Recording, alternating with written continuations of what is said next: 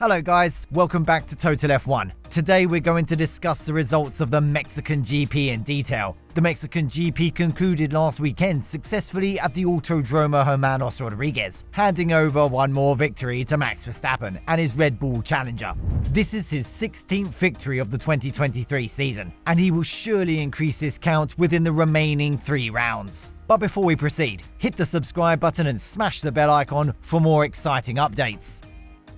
Since the start of the first practice session, the Master of Mexico, Max Verstappen, started to top the timesheets with some fast laps. Due to the high altitude of this Mexican circuit, Formula 1 engines reach their optimum performance, allowing the drivers to taste the maximum speed of their cars. Ferrari man Charles Leclerc experienced some kind of hydraulic failure in his car, halting his actions in the first practice. Other than that, Lando Norris also experienced some kind of issue with his car while coming out of the pits. In this race, 5 rookie drivers from F2 were given the opportunity to feel the taste of an F1 car. Oliver Behrman was given the opportunity in Kevin Magnussen's car, and he was able to end the session recording the 15th best lap time of the session. He was the quickest among the rookies. Red Bull Junior Isaac Hadjar drove Yuki Tsunoda's AlphaTauri to get his first ever F1 experience. Alpine also decided to bring their reserve, Jack Doohan, to the first practice session. Frederic Vesti was lucky to get his first F1 feeling in George Russell's W14. Current F2 championship leader Teo Pourchaire was given the opportunity to drive an Alfa Romeo. However, he experienced a miserable session, finishing it as last in the standings. At the start of the second practice session, 2-time world champion Fernando Alonso experienced a huge spin after losing his rear, but the Spaniard used his 2-decade-long experience very well to keep his AMR 23 out of any major damage. Verstappen appeared again as the fastest driver of the day, topping the timesheets. He was closely followed by Lando Norris and Charles Leclerc, finishing the session as P2 and P3. 5 drivers were kept out of the first practice to give the opportunity to rookie drivers to get some action in the second practice session. The Dutchman continued his dominant run at the Autodromo by topping the timesheets in the final practice session as well. Most of the drivers started to unleash the full potential of their cars as a simulation of the qualifying round in the evening. Stroll obstructed a fast lap of Leclerc, and he had to apply brakes hard to avoid any contact with the Canadian driver. The Monegasque driver experienced a full 360-degree spin after applying brakes. Luckily, he saved his car from any contact. Pierre Gasly also spun at turn 12 after being late with his brakes, and he was also lucky to keep his Alpine away from the barriers. Drivers like Tsunoda, Sainz, Piastri and Ocon also experienced some difficulty in keeping their cars within permitted track limits after misjudging the grip of the circuit. Kevin Magnussen suffered damage to one of his wheels, and he had to limit his final practice to only 9 laps. In the first part of qualifying, Fernando Alonso experienced a big spin at the exit of turn 3, bringing a yellow flag to the session. However, his previous lap time was good enough for Q2. The drivers to end their qualifying sessions early were Ocon, Magnussen, Stroll, Norris and Sargent. The biggest shock of Q1 was Lando Norris, as he experienced an early exit after showing decent pace throughout the 3 practice sessions. The third practice session was quite competitive, as every driver except Tsunoda wanted to move out of the bottom 5 to get selected into Q3. The AlphaTauri driver didn't take part in this qualifying session, as he was ready to start from the back of the grid, serving a penalty. At the latter stage of Q2, Albon was able to move into P2 with the help of his final flying lap. But later, that lap time was deleted as he appeared to be exceeding the track limits in several occasions. So Zhou was promoted to Q3 as the Williams driver dropped back to P14. Gasly, Hülkenberg and Alonso are the other drivers who were kicked out at the end of Q2. At the start of Q3, Perez topped the timesheets, pushing his world champion teammate to P2. But Verstappen improved quickly, moving to the top of the timesheets again. Ricciardo also broke into the party, separating 2 Red Bull teammates. However, the 2 Ferrari drivers were able to steal the pole from Verstappen in 2 back-to-back laps, and Leclerc's pace was better than Sainz to beat him to the pole position. However, we didn't see any considerable threat from the 2 Mercedes drivers for the top spots of the starting grid.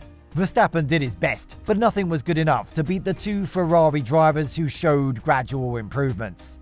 Qualifying of the 2023 Mexican GP was an absolute shock, and it was recorded as the 22nd pole of the Monegasque driver's Formula 1 career. Behind the two Ferrari teammates, Verstappen, Ricciardo and Perez booked the positions in the starting grid. Norris was in P7, sandwiched between Hamilton and Russell in P6 and P8 respectively. Two Alfa Romeo teammates, Bottas and Zhou, reserved the bottom two spots of the standings in Q3. At the start of the 2023 Mexican Grand Prix, pole sitter Leclerc was able to lead the pack till the first turn without any clear advantage, as Sainz and Verstappen closely followed him. Verstappen, who started the race as third, beat both the Ferraris into the race lead, following the inside line when they reached turn 1. Meanwhile, the other Red Bull of Sergio Perez also tried to pass Leclerc, taking the outside line. However, the Mexican was unable to complete his overtake, as he didn't keep enough space for the Ferrari driver, so those two cars came into contact with each other, and Checo's car flew into the air. Even though he returned to the pit for a quick repair, his car was badly damaged, not allowing him to continue. That's not the outcome expected by the Mexican driver in front of his home fans. Thanks to the damages that happened to Leclerc's Ferrari during the collision, Verstappen easily took the race lead and developed a considerable gap with the rest of the pack. Another yellow flag was shown in the second lap, as Tsunoda had a journey through the grass, as the Japanese driver was too late on the brakes when he tried to overtake Magnussen. However, he rejoined the track without experiencing any critical damage to his AlphaTauri challenger. The 7-time world champion Lewis Hamilton started the race as 6th on the grid and was able to improve his track positions up to 4th after making a clear move against Daniel Ricciardo on lap 11. Verstappen decided to make his first pit stop on lap 20. Even though it was a clean pit stop from the Red Bull crew, the Dutchman lost the race lead to Charles Leclerc. Norris, who experienced a very bad qualifying session and started the race as P19, was able to gain a huge improvement up to P9 by the 29th lap.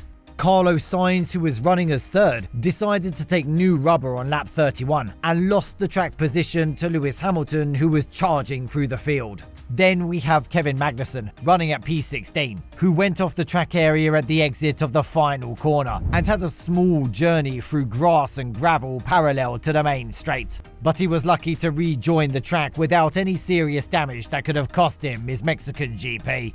On lap 32, the race leader Charles Leclerc decided to take a fresh set of tyres, handing over the race lead back to Verstappen. 1 lap later, the session was red flagged as Magnussen crashed into the barrier after losing his left rear. The impact was heavy and his car appeared to be caught up with fire. The race restarted on lap 36 and Verstappen was able to take the lead of the race. However, he was closely followed by Charles Leclerc, Carlos Sainz and Lewis Hamilton, who were looking for a better finish. After driving 4 more laps, Hamilton decided to launch his attack against Leclerc for P2 and completed his move even after going off the road. On lap 48, a slight contact was recorded between Tsunoda and Piastri when the AlphaTauri driver tried to complete an overtake against the Australian. However, both drivers continued the race without reporting any major issues. 1 lap later, Tsunoda tried to complete the overtake that he had missed the previous lap. They made contact again, which was sufficient enough to send the Japanese driver spinning off the track. And in that way, AlphaTauri missed the opportunity to complete the race in Mexico as a double-point finish. Meanwhile, Norris, who was charging through the field from the back of the grid, was able to beat Alexander Albon's Williams challenger. Then, Norris attacked his teammate on lap 56, improving his track position up to 7th. Then he attacked Ricciardo and Russell respectively on lap 60 and lap 67. However, no change happened to Verstappen's position in the race. Hamilton and Leclerc were the other 2 podium finishers of the race. Sainz, Norris and Russell crossed the line behind them. Then, 2 Australians, Ricciardo and Piastri, reserved the slot of P7 and P8. The last 2 point offering spots were reserved by Albon and Ocon. And so, that is the end of the race report about the Mexican GP, and we hope that we've covered everything you needed to know about the last Grand Prix weekend. How do you rate the Mexican Grand Prix? Share your thoughts in the comment section below. Thanks for watching the video. If you enjoyed the video, subscribe to the channel to get more exciting Formula 1 news. See you in the next video, guys. Goodbye.